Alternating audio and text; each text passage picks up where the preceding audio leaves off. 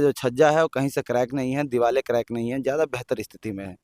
कि भाजपाई मानसिकता के लोग, संघी दलाल, इस देखिए हमको अभी नोटिस मिल गई पुलिसिया कि आपके ऊपर मुकदमा पंजीकृत होगा। से इस विश्वविद्यालय को राजनीति का अड्डा बना दिया, खतरा मंडरा रहा है मारपीट का। तो ये जो घोषित आपातकाल है इसमें फंडामेंटल राइट्स आपके सस्पेंड कर दिए गए हैं। आप अगर कुछ भी करेंगे तो आपके खिलाफ मुकदमा किया जाएगा, वही किया जा रहा है। इस समय हम मौजूद हैं राजधानी लखनऊ में, और लखनऊ विश्वविद्यालय में ये वही मस्जिद है लगभग जो 200 साल पूरा होने वाला है, जहाँ पे जो है हर साल जो है मुस्लिम समुदाय के बच्चे, यहाँ के छात्र जो है रमजान के महीने में अपना नमाज पढ़ते हैं, अपनी इबादत करते हैं और रोज़ा खोलते हैं। लेकिन दरअसल जो है मामला ये 2 दिनों से जो है प्रदेश में एक अलग तूल पकड़ा हुआ है। विश्वविद्यालय प्रशासन द्वारा जो है जिस तरीके से मस्जिद पे जो है प्रतिबंध लगा दिया गया है। नमाज सुबह में होती है, लेकिन दोपहर में आने के बाद छात्रों को पता चलता है कि मस्जिद जो है लॉक कर दिया गया है, बिल्डिंग से उसको बंद कर दिया गया है, यहाँ नमाज मना कर दिया गया है। जिसको लेकर जो है छात्र जो है, युवा छात्र जो है तमाम प्रदर्शन किए। और वहीं पे देखने वाली चीज़ एक और, हिंदुस्तान की जो संस्कृति है, जो भाईचारा है, जो गमना जमनी तहजीब है जो है उसको जो है कहीं ना कहीं जो है बहुत खूबसूरती से देखा गया। क्योंकि जो है हिंदू छात्र जो है कुछ जो मुस्लिम छात्र को प्रोटेक्शन दे रहे थे, और मुस्लिम छात्र जो है नमाज अदा कर रहे थे। हम बातचीत करते हैं यहाँ पे तमाम जो है युवा छात्र हैं। क्या नाम है आपका? मेरा नाम अहमद है। जिस तरीके से विश्वविद्यालय प्रशासन द्वारा जो है जिस तरीके से आपको नमाज पढ़ने के लिए रोका गया है, क्या मामला है पूरा? देखिए विश्वविद्यालय ये जो परिसर है पीछे जहाँ पे बिल्डिंग है, जिसको जर्जर बता के बैरिकेडिंग की गई, सील किया गया दरवाज़ा, वहाँ पे बहुत दशकों से नमाज पढ़ते चले आ रहे थे। सब लोग यही जानते थे कि यही स्थल है जहाँ नमाज पढ़ते हैं। संडे को सुबह जब लड़के नमाज पढ़ के गए हैं और दोपहर में नमाज पढ़ने आए तो देखा कि यहाँ पे सील लगी हुई है। उसके बाद से लड़कों ने विरोध किया कि भाई बिना बताए, बिना कोई पूर्व सूचना के कैसे इसको मतलब वेल्डिंग करके सील कर दिया गया। उसके बाद धरना प्रदर्शन हुआ, वो आपकी नज़र जानकारी में है ही है। हमारा सवाल विश्वविद्यालय प्रशासन से है कि 4 साल से जो नोटिस लगी है, जो कहा जा रहा है कि नोटिस लगी है पहले से ही कि बिल्डिंग जर्जर है, वो एक हिस्से की है। ये पिछला जो हिस्सा है इसका वो ज़्यादा जर्जर है, और जो जहाँ नमाज होती है वो स्थिति, वो हिस्सा जो है ज़्यादा बेहतर स्थिति में है, वहाँ नमाज होती है। अगर ये दरवाज़ा सील नहीं होता तो हम दिखाते कि ऊपर का जो छज्जा है वो कहीं से क्रैक नहीं है, दीवारें क्रैक नहीं है, ज़्यादा बेहतर स्थिति में है। इसकी बजाय जो नोटिस है वो इसकी वजह से लगी है, लेकिन पूरे मतलब लार बरादरी को इसकी जद में लिया जा रहा है। हमारा सवाल था कि अगर आपको बंदे करना था तो एक सूचना दे देते हैं, छात्र जो इसमें शामिल होते हैं नमाज पढ़ने के लिए, उनसे बातचीत कर लेते हैं। आपको पहले से कोई नोटिस नहीं मिली थी? हम लोग देखिए नोटिस तो, सूचना भी नहीं मिली है, सूचना ही नहीं मिली कोई कि हम क्या ही उसमें बोलें। तो उसमें जब हम लोग बात कर रहे हैं कि आप सूचना दे के बात कर लेते हैं, जो इससे प्रभावित छात्र हैं उनसे कोई वैकल्पिक रास्ता तलाश कर लेते हैं, और मतलब भरोसे में लेके इसको ताला मार देते हैं, यही काम करते हैं तो ज़्यादा बेहतर होता है।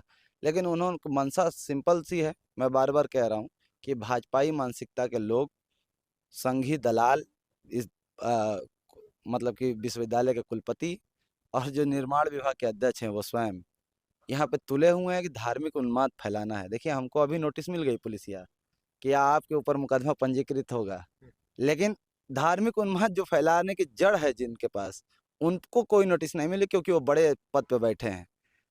तो ये दिक्कत है। हमारा सीधा सा कहना है कि भाई एक बार खोल दीजिए, नहीं खोलना है तो आप बातचीत करिए, सकारात्मक पहल पे आइए, कोई वैकल्पिक रास्ता तलाश करते हैं। वो भी कह रहे हैं कि हम सक्षम अधिकारी नहीं हैं, विश्वविद्यालय के कुलपति बाहर हैं, जब वो आएंगे तब बात करेंगे। हमने कहा कि भाई जो रजिस्ट्रार चार्ज पे है कुलपति के, वही बात कर ले। अगर आपने चार्ज लिया है तो आप सक्षम अधिकारी खुद हैं, लेकिन वो इस बात को मानने को तैयार नहीं है। तो बिना सक्षम अधिकारी की तो बात ही नहीं हो सकती। जिस तरीके से मस्जिद पे जो है पाबंदियां लगाई गई हैं, इसको जो है लॉक किया गया है, इसके पहले तो नमाजें होती थी, अचानक ऐसा क्या हुआ कि जो है कि बंद कर दिया गया? ये मैं नहीं जानता अचानक ऐसा क्या हुआ बंद कर दिया गया, लेकिन ये बात स्पष्ट कर देना चाहता हूँ कि लखनऊ विश्वविद्यालय की ये कार्रवाई गैरकानूनी है।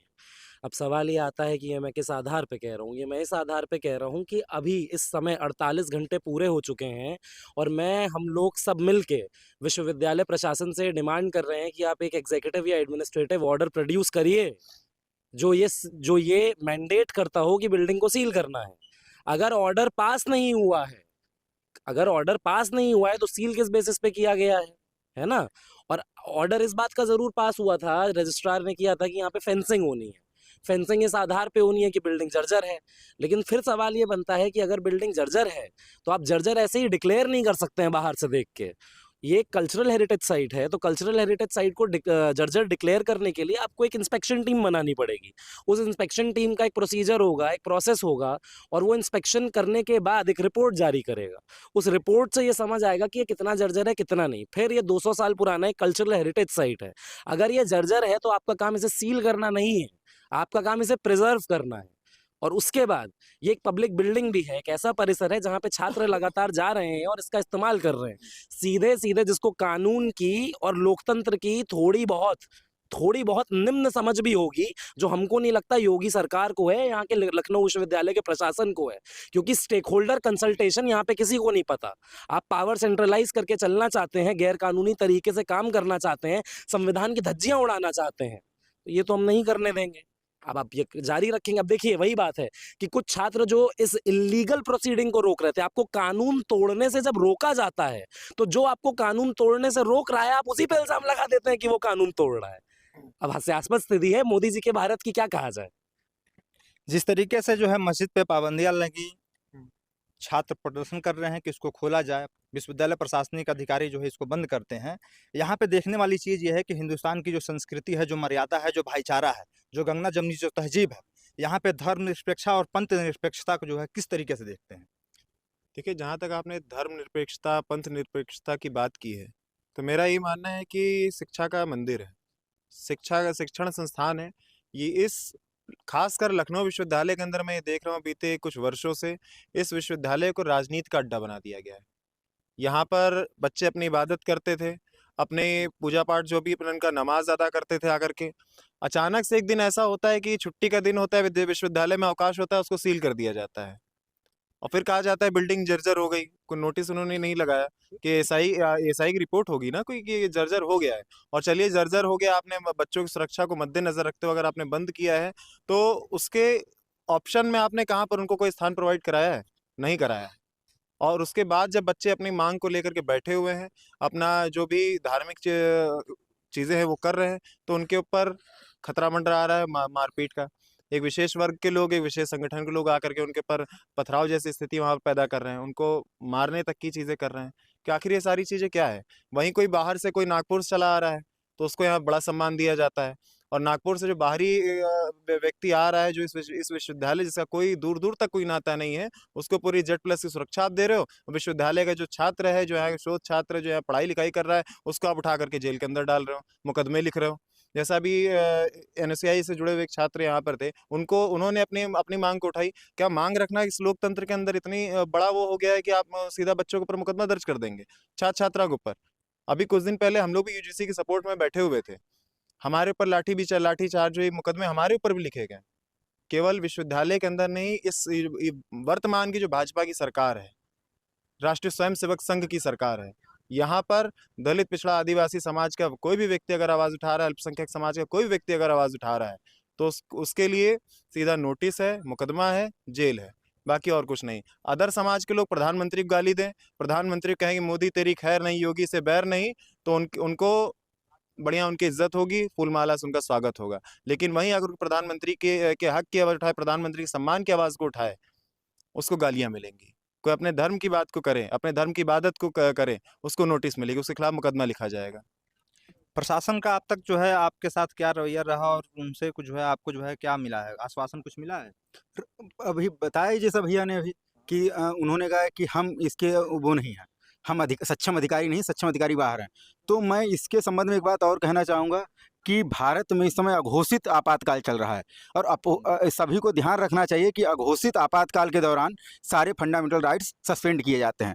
तो जो अपनी पूजा करने का अधिकार है, अपने धार्मिक कार्य करने का अधिकार है, ये फंडामेंटल राइट है, और आपातकाल के दौर में फंडामेंटल राइट्स सस्पेंड कर दिए जाते हैं। तो ये जो अघोषित आपातकाल है, इसमें फंडामेंटल राइट्स आपके सस्पेंड कर दिए गए हैं। आप अगर कुछ भी करेंगे तो आपके खिलाफ मुकदमा किया जाएगा, वही किया जा रहा है। तो मैं तो सभी से यही कहूँगा कि ये यूनिवर्सिटी में भी घोषित आपातकाल है और भारत में भी घोषित आपातकाल है, तो उसी का आनंद उठाइए। क्योंकि जब भी कोई बढ़िया काम किया जाता है तो उसी तरीके सारी चीज़ें हैं ना, कि कोई भी अपनी पर्सनल जिम्मेदारी लेना नहीं चाहता है। यहाँ हमें क्या था कि इसे सीज किया गया है कि जर्जर है, इससे जो छात्र हैं यहाँ के विद्यार्थी उन्हें खतरा है और उन्हें गिर के वो मर सकते हैं, ऐसा ही कुछ भी है ना। यहाँ का जो पानी है, यहाँ का जो लोकल पानी है वो कोई प्रोफेसर पानी नहीं पता, किसी की औकात नहीं वो पानी पी ले। या मिनिमम TDS 50 होना चाहिए, मैक्सिमम TDS 300 होना चाहिए पानी का। और कोई भी यहाँ का ऐसा टैप नहीं जिसका TDS 700 से कम हो। तो ये जो बच्चों को मृत्यु दे रहे हैं धीरे धीरे पॉइजन के रूप में, पानी जो पॉइजन मिला के दे रहे हैं, इसकी जिम्मेदारी किसकी है? ये आपको दिख गई, वो आपको नहीं दिख इसकी शिकायत आप कुलपति से किए हैं? कि कुलपति से किए, कितनी बार किए, उनके सामने TDS मीटर ले जाके नापा है, कहा पी के दिखाओ, नहीं, उनके पास में बिस्लरी की बोतल रखी, पिएंगे। जब विश्वविद्यालयों के अंदर छत की जो पट्टी होती है वो टूट टूट के गिरती है, तब इन्हें नहीं दिखता है कि ये पूरी तरीके से जर्जर है। वो जर्जर नहीं है, लोगों की मानसिकता जर्जर हो चुकी है, वो जर्जर नहीं है। लोगों की हर चीज क्या जर्जर नहीं है? इस विश्वविद्यालय में एक चीज बताओ जर्जर नहीं है, लाइब्रेरी जर्जर नहीं है, लाइब्रेरी के अंदर पिछले 2 सालों से इंटरनेट नहीं है। वो तो उसके लिए तो आप अंधे हैं ना। सावन के अंधे को सब हरा हरा दिखाई देता है कि दूर से देखें, अरे लाल बिल्डिंग है, ये मुसलमानों से जुड़ी, गिरा साली को दो। जो लोगों से जुड़ी हुई है, यहाँ विद्यार्थी आते हैं। हम कौन है? हम विद्यार्थी हैं। क्या ग्रहण करने हैं? विद्या ग्रहण करने आए। विद्या कैसे ग्रहण करेंगे? जब आपकी छत गिर जाएगी हमारे ऊपर, आपको इस छत की टेंशन है जहाँ कोई नहीं बैठता, क्लासरूम की छत की टेंशन नहीं है, खिड़कियों की टेंशन नहीं है, बिल्कुल नहीं टेंशन है। आपको प्रोफेसर की टेंशन नहीं है, प्रोफेसर दलालों की तरह क्लास में आके भाजपा के प्रवक्ता बन के बात करते हैं, उनके मानसिकता की टेंशन नहीं, वो दिवालियापन है, उसकी दिक्कत नहीं है।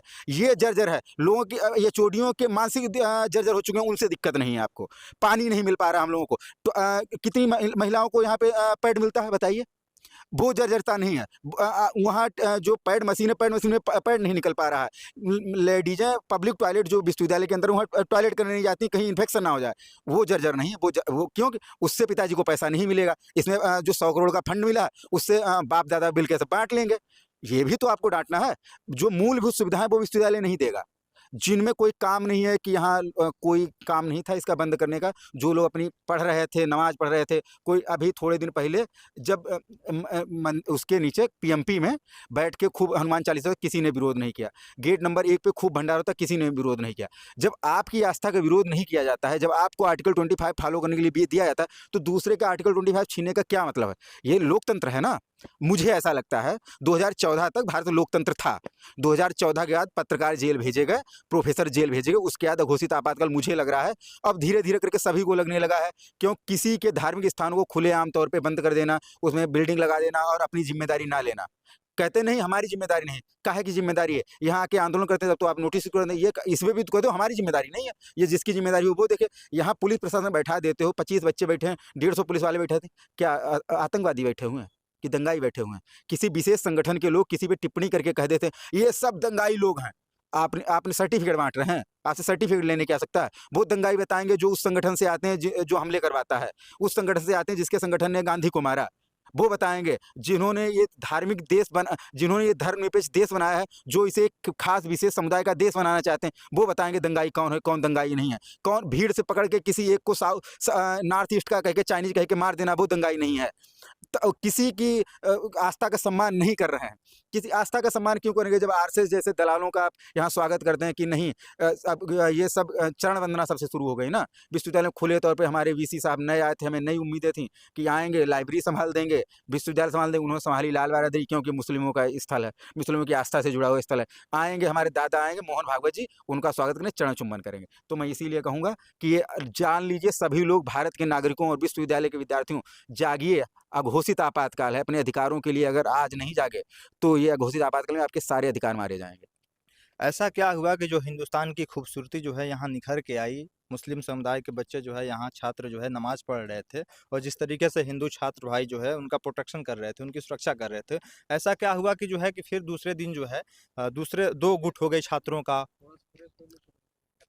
क्या इस देश में नमाज पढ़ रहे मुसलमानों को प्रोटेक्शन चाहिए था हिंदू से? कभी नहीं चाहिए था ना। तो आज 2026 में अगर कुछ मुसलमान नमाज पढ़ना चाह रहे हैं और हिंदुओं को उनको प्रोटेक्ट करना पड़ रहा है, तो देश में कुछ तो बदला है, कुछ तो बदला है। कि विश्वविद्यालय परिसर में हम खड़े हैं और हम इग्नोर नहीं कर सकते कि छात्र समुदाय में अभी चल क्या रहा है। UGC की गाइडलाइन आती है, और UGC की गाइडलाइन जब आती है तो वो किस पे है? वो इस बात पे है कि अगर किसी भी छात्र के साथ किसी भी तरीके का भेदभाव होता है तो उसके लिए एक रिड्रेसल मैकेनिज्म होगा।